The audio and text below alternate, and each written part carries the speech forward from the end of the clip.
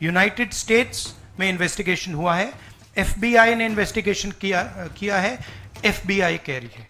मैं पहले से रिपीट करता जा रहा हूं कि अदानी जी हिंदुस्तान में रोज भ्रष्टाचार कर रहे हैं, मगर ये अमेरिका की फेडरल ब्यूरो ऑफ इन्वेस्टिगेशन ने कहा है। नमस्कार, आदाब, सत श्री अकाल, जय भीम, जोहार। मेरा नाम है नवीन कुमार। भ्रष्ट गौतम अडानी बनाम संयुक्त राज्य अमेरिका, यही नाम है मुकदमे का। अमेरिकी कोर्ट के सामने सील ठप्पे के साथ अब यह बात दर्ज है कि गौतम अडानी ने भारत में प्रोजेक्ट हासिल करने के लिए, हजारों करोड़ की घूस का बंदोबस्त करने के लिए दुनिया भर के बैंकों, निवेशकों और वित्तीय नियामकों की आंखों में धूल झोंका, उन्हें ठगा और जालसाजी की। बिल्कुल ठीक सुना आपने। अमेरिका की पुलिस गौतम अडानी के कलाई के नाप की हथकड़ी तैयार करवा रही है। नरेंद्र मोदी के मित्र ने दुनिया में भारत की इज्जत की नाक कटा डाली है। भारतीय कारोबार और राजनीति की दुनिया सन्न है, सिवाय पूरी बेशर्मी के साथ हर आरोप पर अडानी एंड कंपनी के बचाव में उतरने वाली भारतीय जनता पार्टी और उसके नेताओं के। भारत के इतिहास में पहली बार उद्योग जगत के किसी खरबपति को भ्रष्ट, बेईमान और जालसाज कहा गया है अमेरिका में। जी हां, न्यूयॉर्क के फेडरल कोर्ट में हुई सुनवाई में गौतम अडानी समेत 8 लोगों पर अरबों की धोखाधड़ी और रिश्वत के आरोप लगे हैं। यूनाइटेड स्टेट्स अटॉर्नी ऑफिस का कहना है कि अडानी ने भारत में सोलर एनर्जी से जुड़ा कॉन्ट्रैक्ट हासिल करने के लिए भारतीय अधिकारियों को घूस देने के लिए जालसाजी करके $265 मिलियन यानी करीब 2200 करोड़ रुपए जुटाने की कोशिश की। मतलब आरोपों के मुताबिक गौतम अडानी ने नरेंद्र मोदी के पूरे शासनकाल पर काला धब्बा लगा दिया है। पूरी दुनिया में यह बात फैल गई है कि भारत में हजारों करोड़ रुपए की घूस चल रही है, और अगर अडानी को काम करवाने के लिए घूस देनी पड़ रही है तो फिर मोदी राज में अछूता कौन है? अमेरिका में इंडाइटमेंट हुआ है अदानी जी को, 2000 करोड़ रुपए का स्कैम है।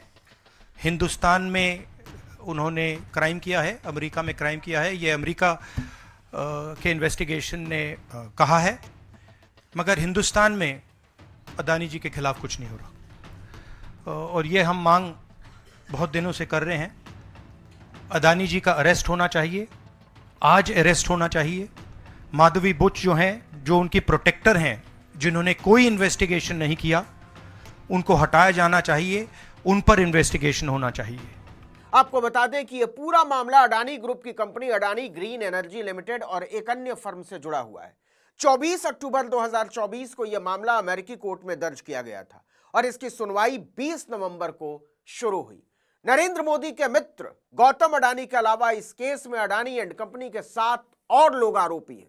सागर अडानी, विनीत एस जैन, रंजीत गुप्ता, साइरल कबिनिस, सौरभ अग्रवाल, दीपक मल्होत्रा और रुपेश अग्रवाल। अडानी पर आरोप है कि रिश्वत के इन पैसों को जुटाने के लिए अमेरिका, विदेशी निवेशकों और बैंकों से झूठ बोला गया। सागर और Vineet Adani green energy limited के अधिकारी हैं। सागर गौतम अडानी के भतीजे हैं। रॉयटर्स की रिपोर्ट के मुताबिक गौतम अडानी और सागर के खिलाफ गिरफ्तारी वारंट जारी किया गया है। अमेरिका में मामला इसलिए दर्ज हुआ क्योंकि प्रोजेक्ट में अमेरिका के इन्वेस्टर्स का पैसा लगा था और अमेरिकी कानून के तहत निवेशकों से जुटाई गई रकम को रिश्वत के रूप में देना अपराध है।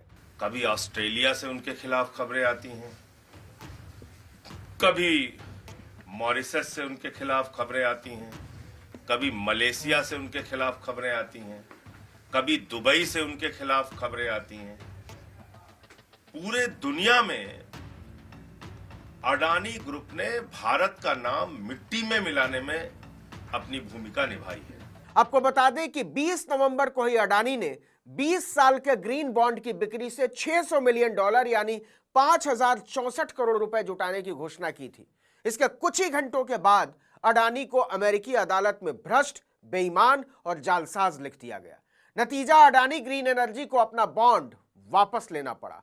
अपने कदम पीछे खींचते हुए अडानी ग्रीन एनर्जी लिमिटेड को स्टॉक एक्सचेंज को लिखित में बताना पड़ा कि United States Department of Justice और United States Securities and Exchange Commission ने हमारे बोर्ड के सदस्यों सर्वश्री गौतम अडानी और श्री सागर अडानी के खिलाफ न्यूयॉर्क डिस्ट्रिक्ट कोर्ट में क्रिमिनल केस और एक सिविल कंप्लेंट दर्ज की है। अमेरिका के जस्टिस डिपार्टमेंट ने हमारे बोर्ड के सदस्य विनीत जैन को भी इस क्रिमिनल केस में शामिल किया है। इसके मद्देनजर हमारी सहायक कंपनियों ने फिलहाल प्रस्तावित बॉन्ड पेशकशों को आगे न बढ़ाने का फैसला किया है। प्रधानमंत्री जी 100% इस व्यक्ति की प्रोटेक्शन कर रहे हैं और इस व्यक्ति ने हिंदुस्तान के एसेट्स लिए हैं, भ्रष्टाचार करके एसेट्स लिए हैं। ये व्यक्ति बीजेपी को पूरा समर्थन करते हैं, पूरा सपोर्ट देते हैं। ये एस्टेब्लिश चीज़ें हैं, हम दोहराते जाएंगे। जेपीसी की मांग हमारी है, बट हम चाहते हैं कि अडानी जी को एकदम अरेस्ट किया जाए। आपको बता दें कि गौतम अडानी के भतीजे सागर अडानी ने अमेरिका की ही ब्राउन यूनिवर्सिटी से अर्थशास्त्र में डिग्री ली है। क्या बात है कि अमेरिका से अर्थव्यवस्था में डिग्री लेकर आरोपों के मुताबिक वो अमेरिका की ही अर्थव्यवस्था को चूना लगाने लगे। सागर 2015 में अडानी ग्रुप में शामिल हुए थे। वो ग्रुप के एनर्जी बिजनेस और फाइनेंस को मैनेज करते हैं। वो 2030 तक अडानी ग्रीन को दुनिया का सबसे बड़ा रिन्यूएबल एनर्जी प्रोड्यूसर बनाने की योजना बना रहे थे, लेकिन अमेरिकी अदालत में दाखिल दस्तावेजों में उनके नाम के साथ जालसाज और ठग लिख दिया गया है। जैसा कि सबको पता था, इतने बड़े आरोपों के बाद भी बीजेपी ने मोदी के मित्र धन्ना सेठ को दूध का धुला बताया है। आज जो एक मुद्दा सामने आया है, सुबह से मीडिया में हम सब देख रहे हैं, एक कंपनी को लेकर उसके ऊपर कुछ केस है, यूएस में केस चल रहा है, आक्षेप प्रति आक्षेप है। हम लोगों का स्पष्ट मानना है, जहां तक कंपनी और कंपनी का केस का विषय है, कंपनी उस पर अपना स्टेटमेंट जारी करेगी, कंपनी उस पर अपना बचाव स्वयं करेगी। Law will take its own course. मतलब बुद्धि पर भी दया आती है। बीजेपी वाले अमेरिकी सरकार को झुमरी तिलैया के गली नंबर 5 का वार्ड प्रतिनिधि समझते हैं। यह मुकदमा गौतम अडानी बनाम संयुक्त राज्य अमेरिका है। मतलब सीधे कहें तो जो बिडेन की मंजूरी से अमेरिका ने गौतम अडानी और सागर अडानी को जालसाज, बेईमान, धोखेबाज बताया है। यह कोई मजाक नहीं है। अडानी ने कहा, हम पाक साफ हैं, हमारा कोई लेना देना नहीं है, हम नियमों का पालन करते हैं। अब बीजेपी मोदी के मित्र धन्ना सेठ को चाहे सत्यवादी धर्मराज युधिष्ठिर बताती फिरे, लेकिन अमेरिकी अदालत में रखे गए दस्तावेज उन्हें बेईमान, धूर्त और जालसाज बता रहे हैं। देखिए कि आरोपों के समय अडानी का मार्केट कैप 1,85,000 करोड़ रुपए था, लेकिन आरोपों के बाद ग्रुप के शेयर जमीन पर गिरते चले गए। अडानी ग्रुप के सभी 10 शेयर गिरावट के साथ बंद हुए।